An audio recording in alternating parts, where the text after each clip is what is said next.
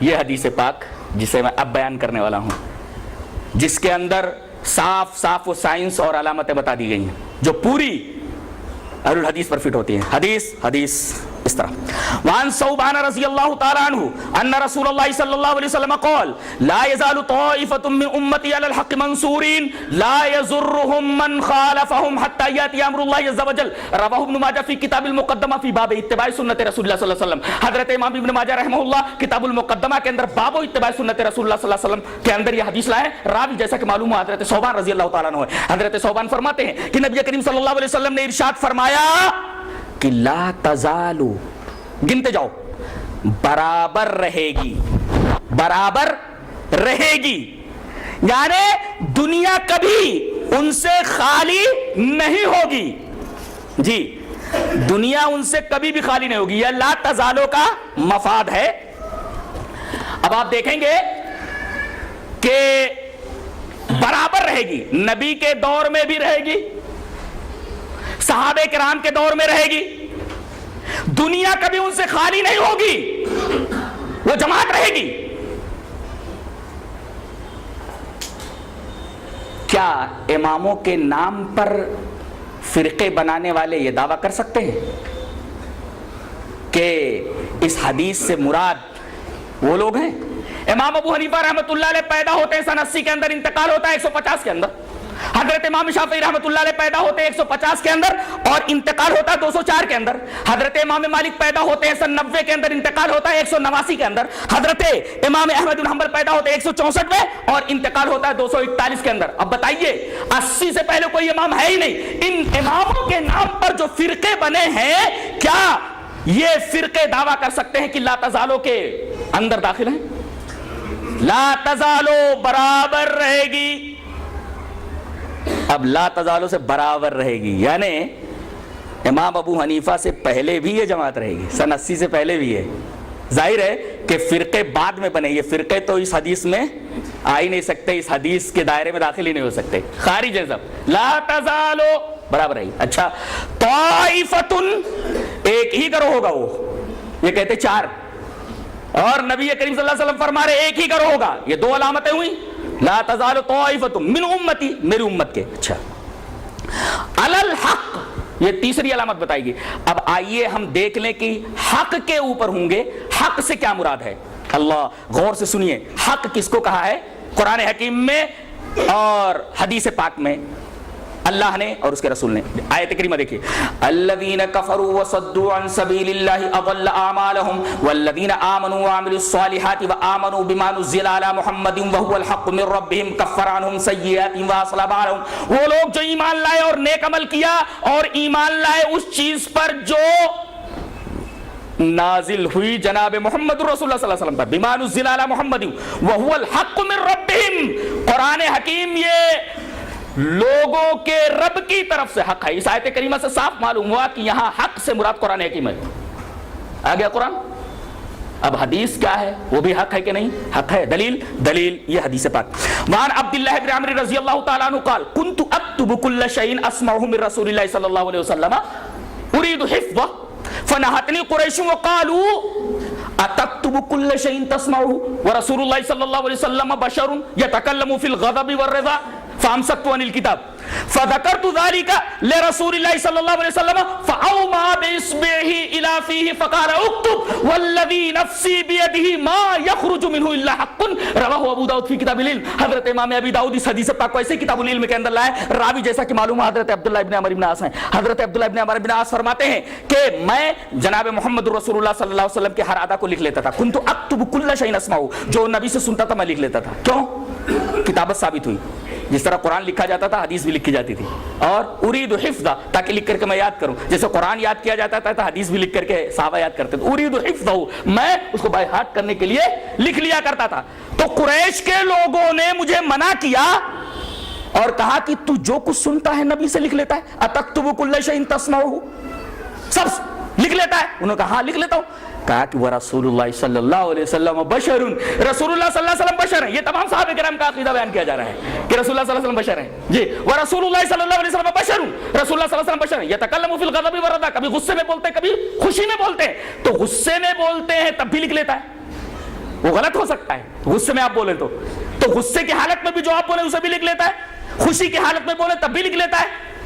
کیوں ایسا کرتا ہے؟ فامسکتو عن الکتاب, کہتا ہے کہ میں کتابت سے رک گیا, حدیث لکھنا بند کر دیا, لیکن میرے دل میں یہ بات کھٹک رہی تھی. میں نبی کریم صلی اللہ علیہ وسلم کے پاس آیا, فذکرت ذلک لرسول اللہ صلی اللہ علیہ وسلم, میں نے جناب محمد رسول اللہ صلی اللہ علیہ وسلم سے اس بات کا ذکر کیا کہ اے اللہ کے رسول, آپ سے جو کچھ میں سنتا تھا اس کو لکھ لیا کرتا تھا, لیکن قریش کے لوگوں نے مجھے منع کیا کہ آپ بشر ہیں, آپ کبھی غصے میں بات کرتے ہیں اور کبھی خوشی میں بات کرتے ہیں, تو ہو سکتا ہے کہ غصے کی حالت میں آپ کچھ غلط بول جائیں. نبی کریم صلی اللہ علیہ وسلم نے اپنی انگلی سے, اپنی انگشت مبارک سے اپنے ہونٹوں کی طرف اشارہ فرمایا, فاوما باصبعه الى فیہ, آپ صلی اللہ علیہ وسلم نے اپنی انگشت مبارک سے اپنی انگلی سے اپنے منہ کی طرف اشارہ فرمایا, فقال اکتب, اے عبداللہ ابن عمر ابن عاص, لکھتا جا, والذی نفسی بیدی, قسم اس ذات کی جس کے ہاتھ میں میری جان ہے, ما یخرج منہ الا حق, اس منہ سے جو کچھ نکلتا ہے سب حق ہی نکلتا ہے, چاہے غصے میں بولوں چاہے خوشی میں بولوں. گویا کہ آپ خوشی میں بولے تب بھی حق ہی زبان سے نکلتا ہے, اور غصے میں بولے تب بھی حق ہی نکلتا ہے. پتہ یہ چلا کہ زبان نبوی سے جو چیز نکلتی ہے وہ حق. قرآن حکیم سے معلوم ہوا کہ حق نام ہے قرآن کا, اس حدیث پاک سے معلوم ہوا کہ حق نام ہے حدیث پاک کا جو جناب محمد رسول اللہ صلی اللہ علیہ وسلم کی زبان سے نکلے. پتہ یہ چلا علی الحق, حق کے اوپر ہوں گے, یعنی قرآن و حدیث. قرآن و حدیث مراد ہے, حق سے قرآن سے ثابت ہوا, حدیث سے ثابت ہوا, اور اہل حدیث کا یہی منہج ہے کہ قرآن اور حدیث ہی کو فالو کرو, مضبوطی سے پکڑو. تو کتنی علامتیں ہوئی گنو, لا تزالو, برابر رہیں گے, ایک طائفتن, ایک ہی گروہ ہوگا, اور علی الحق, حق کے اوپر ہوگا یعنی قرآن و حدیث کو فالو کرنے والا ہوگا, منصورین, منصور ہوگا, منصور کا مطلب غالب ہوگا, غالب ہوگا, اور غلبہ ہر طریقے کا, خاص طور سے دلائل کا غلبہ, دلائل کا غلبہ, اور غلبہ اس طریقے سے کہ مسلمانوں کو پریشانی سے, تکلیف سے نجات دے دے. مثلا غور سے سنیے, ایک مسئلہ آیا, سعودی عرب کے علماء کے سامنے ایک مسئلہ درپیش ہوا کہ 25 لاکھ 30 لاکھ حاجی حجاج یہ حج کرنے کے لیے آتے ہیں,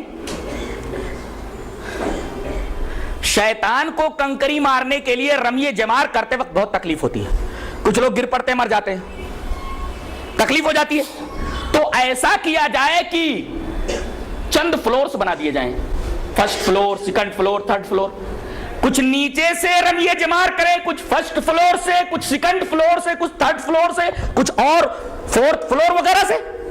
تو کیا یہ فلور بنانا جائز ہے رمی جمار کے لیے؟ میں نام ہے, سعودی علماء نے فتویٰ دیا کہ یہ جائز نہیں ہے, درست نہیں ہے. مسلمان مشکل میں ہیں, سعودی علماء نے فتویٰ دے دیا کہ جائز نہیں ہے. اللہ رحم فرمائے, علامہ ابن باز کے اوپر انہوں نے کہا جائز ہے. تمام علماء سعودیہ پریشان, حیران, انہوں نے دلیل مانگی. حضرت عبداللہ ابن باز نے, ابن باز رحمہ اللہ نے دلیل دی. وہ دلیل جو ان کے سامنے تھی میں پیش کر دیتا ہوں ان کی طرف سے. عن ابن جریج قال اخبرني ابو الزبير انه سمع جابرا يقول رايت النبي صلى الله عليه وسلم يرمي على راحلته يوم النحر ويقول لتاخذوا مناسككم فاني لا ادري لعلي لا احج بعد حجتي هذه. رواہ مسلم فی کتاب الحج. حضرت امام مسلم رحمہ اللہ اس حدیث کو ایسے کتاب الحج کے اندر لائے, راوی حضرت جابر ہے. حضرت ابن جریج فرماتے ہیں کہ انہوں نے حضرت جابر کو یہ فرماتے سنا کہ میں نے جناب محمد الرسول اللہ صلی اللہ علیہ وسلم کو حج کے دوران, آپ نے زندگی میں صرف ایک حج کیا ہے, نبی نے کتنے حج کیے؟ ایک حج, فرسٹ اینڈ لاسٹ. اور عمرے کتنے کیے؟ 4. زندگی میں آپ نے 4 عمرے کیے ہیں اور ایک ہی حج کیا ہے. یہ حج جو آپ کر رہے ہیں اور جس حج کا حوالہ حضرت جابر دے رہے ہیں یہ فرسٹ اینڈ لاسٹ ہے, یہی پہلا بھی ہے یہ آخر بھی ہے.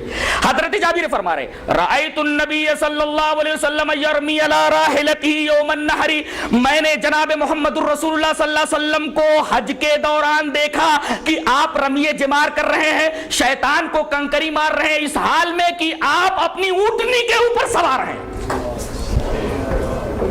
استدلال اونٹنی کے اوپر سوار ہے. رأیت النبی صلی اللہ علیہ وسلم یرمی علی راحلتہ. تو کوئی آدمی اگر نیچے سے رمی جمار کرے جائز ہے, سواری کے اوپر سے کرے جائز ہے.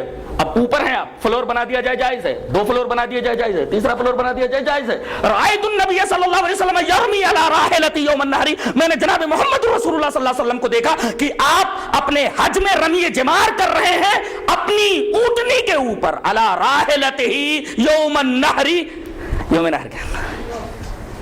تو اہل حدیث علماء یہ امت کی روح ہے, امت کی جان ہے, اور جب تک ایک اہل حدیث زندہ ہے تب تک قیامت نہیں آئے گی الحمدللہ.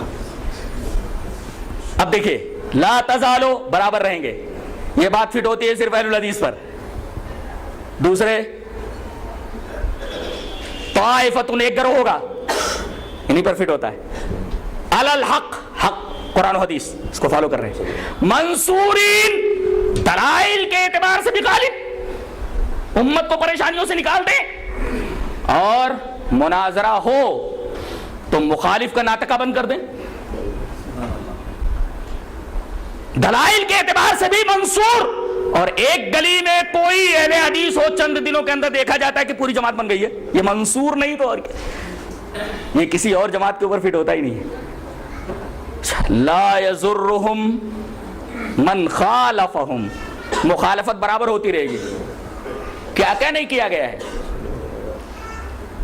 انگریزوں کے زمانے میں تو ان کے ساتھ وہ کچھ کیا گیا ہے کہ جس پر انسانیت شرمسار ہو جائے, اور کیا ہے اپنوں نے.